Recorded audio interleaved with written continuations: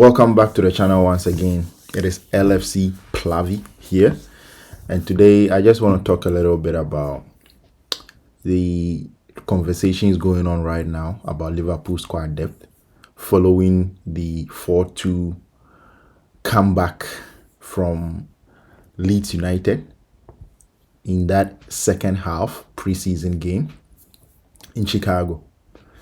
Liverpool went up by 2-0 in the first half, and of course in the second half Iraola decided to make complete changes to the team. I think there were only a few players who started the first half who also played in that second half. He took off maybe about 80 to 85%, 90% of the starting 11. And notably, we had Gravenberch and Curtis Jones come into the game in the second half. And because Liverpool ended up losing a game in which they were leading in the first half, people are quick to go back to the squad depth and talk about the squad depth, emphasize on the fact that Liverpool needs signings. We've known this for a long time now. I don't know why this defeat alone should spark all this conversation and all this noise, because we've known this since last season that Liverpool squad depth is not good enough. It has been quite obvious. So I don't really see why this game should be the reason why we should be calling for signings upon signings and improving the squad depth. It hasn't been good enough since last season. But we said Slot was not good enough. He couldn't bring the best out of the team, so he has to go. So if Andoni Iraola is here and the squad has still not been improved, in fact, the squad has been even more depleted because there has been outgoings in the shape of Salah, Konate. They've all left the club at the end of the season. So the situation has been worsened, all right? But I do think, for me, my feeling is that this Liverpool hierarchy are not going to sign enough players this summer. I've been saying it for a number of times that at this stage, what is today's date? It's August 4th. How many signings have you seen Liverpool do at this stage of the transfer window? A lot of us have been supporting this team for a while. We've seen how this Liverpool club operates. They don't buy a lot of players.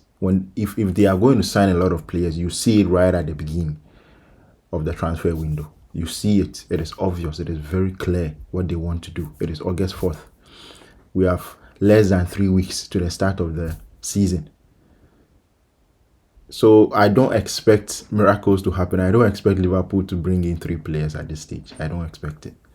It can happen. I'm not saying that it's not possible. It can happen, but I don't expect it. So I think that there's no need for us to be talking about squad depth right now. The issue is that I feel this Liverpool team, this Liverpool club, from the way we are operating right now, we've seen Chief of Football Michael Edwards leave. The sporting director has no future in the club and whatnot. That was the beginning of the problems. It is not even about the squad depth. The people who are supposed to make those decisions are not committed to the club. So what do you expect? You don't expect miracles to happen. You don't expect us to be making decisions that are on point, that are swift, that are well thought through. You wouldn't get that looking at the situation of the club right now.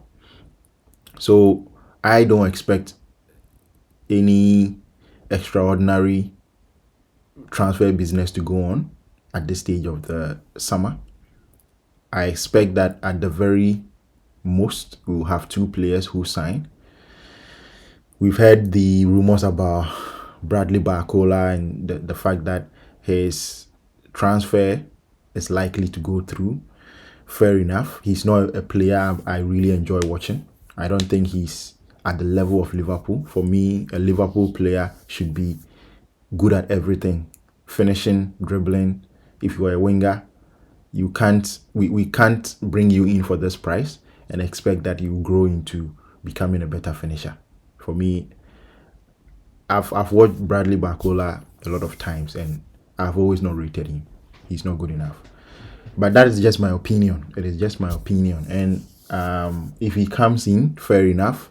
We still need the bodies, so we would expect that Liverpool will be able to get it over the line if indeed that is what they want.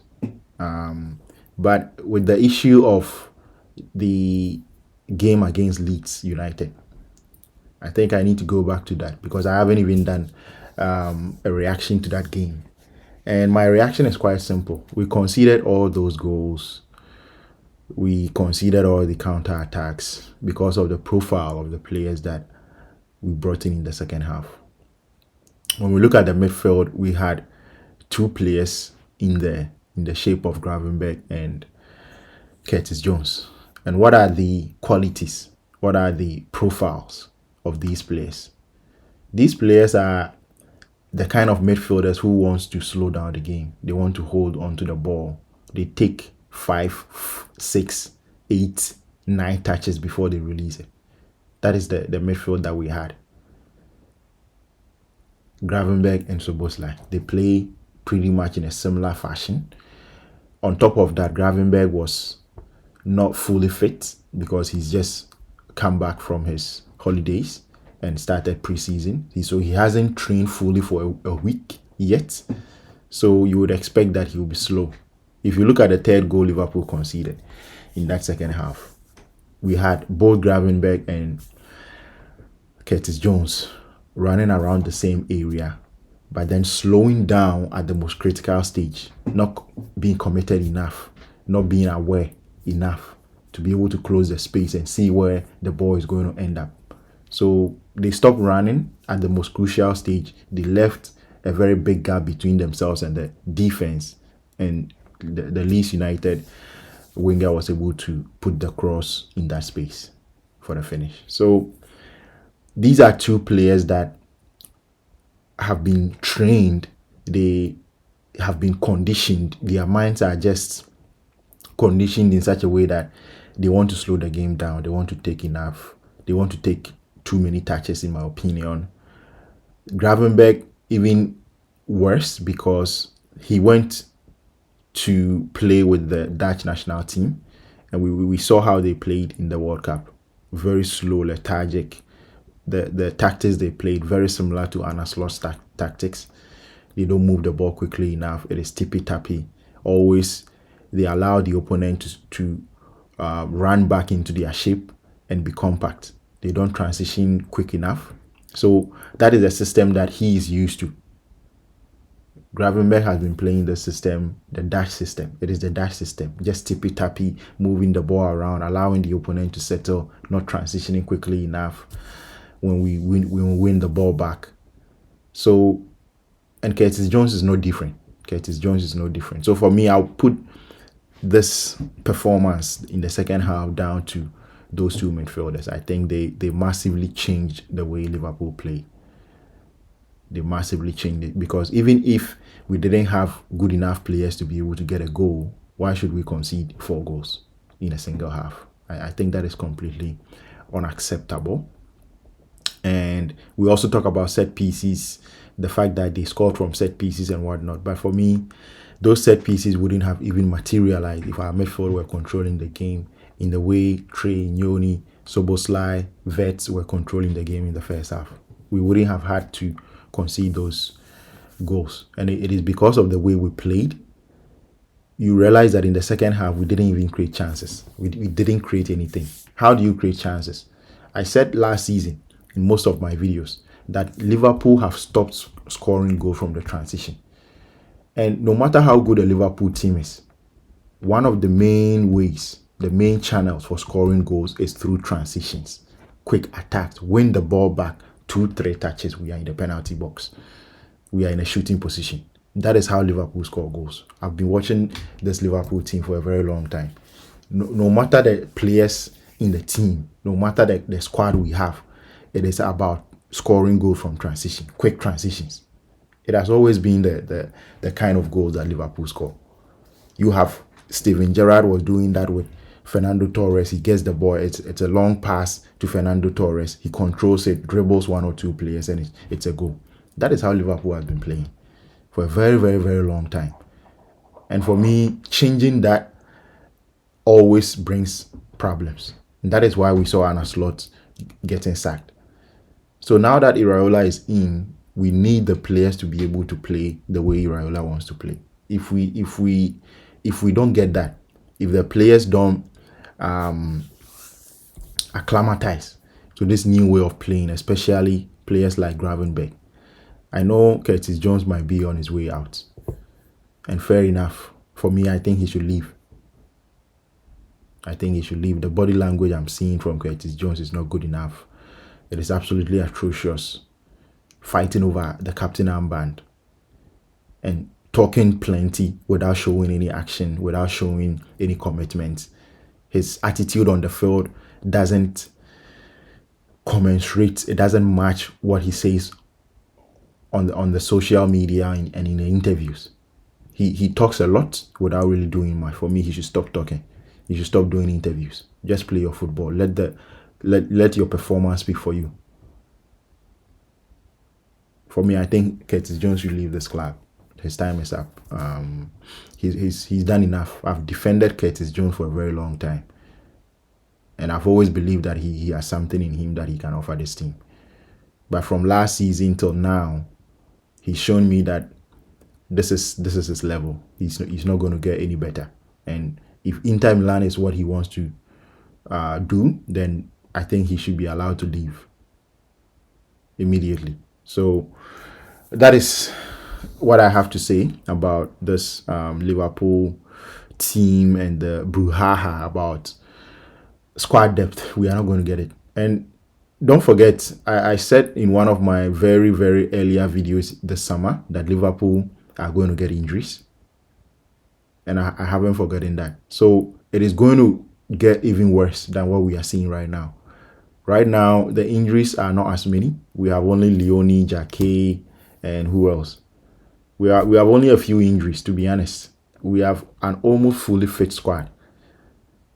So it might even get worse than what we are seeing right now. So we have to be ready. We have to be ready for a bit of disappointment. But I do think that Andoni Iraola is capable of even using those young guys, the academy players, to get something out of them. But it's going to be a long season. Trust me, it's going to be a long season. That is all I can say. It is not going to be a smooth sailing season. You see what other teams are doing in the Premier League, how prepared they are, how deep their squad is, the quality that they have, both on the bench and in their starting 11. No, Liverpool is a joke. We are a joke, and that has to change. But I don't think it's going to change this summer. I think it's going to take a while for this to change. So we just have to buckle in, keep supporting the team, and hope that Andoni Iraola can conjure some magic. For me, my hope for this season doesn't depend on our squad, doesn't depend on the players we have. Because for me, I don't have any trust in these players. They always flatter to deceive. They disappoint us on countless occasions. The attitude, the mental fragility they show. I don't know. For some reason, no matter the belief I have in these players, they always find a way to disappoint. Like you see Liverpool dominating games and playing very, very well, and we end up not scoring. And then we end up conceding. It was happening even under Jurgen Klopp. So Liverpool players, they have a way of disappointing you. So sometimes you just hope that the manager will be able to conjure some magic. He will be able to squeeze everything out of them, because this is just the Liverpool way. It is a Liverpool team that you always know. When things are going well, we find a way to make it difficult for ourselves. And that's the life of a Liverpool supporter. You always have to deal with massive disappointment. But we move. So our next game is against Monaco, and I think it's at Anfield. So we'll see how that also goes. I'm sure if that game ends up with a win against Monaco, then all this talk about squad depth is going to go away. Because for me, it's always been there. It's always been there, but we can still win. The issue is that you put 11 players on the field, and those players need to perform, no matter what the squad depth is. For me, the squad, the team that was put out in that second half against Leeds United was good enough to keep the game at 2-0. So I don't really buy the argument of squad depth. I don't at all. This Leeds United team that came in the second half wasn't far better than the Liverpool team that was on the pitch in that second half. It wasn't far better. It wasn't 4 goals better than that Liverpool team in the second half. So there's no excuse. I think it is just an excuse if we keep talking about squad depth. Players need to perform when they're on the field. As simple as that. Don't forget to subscribe and also like the video. You never walk alone. See ya.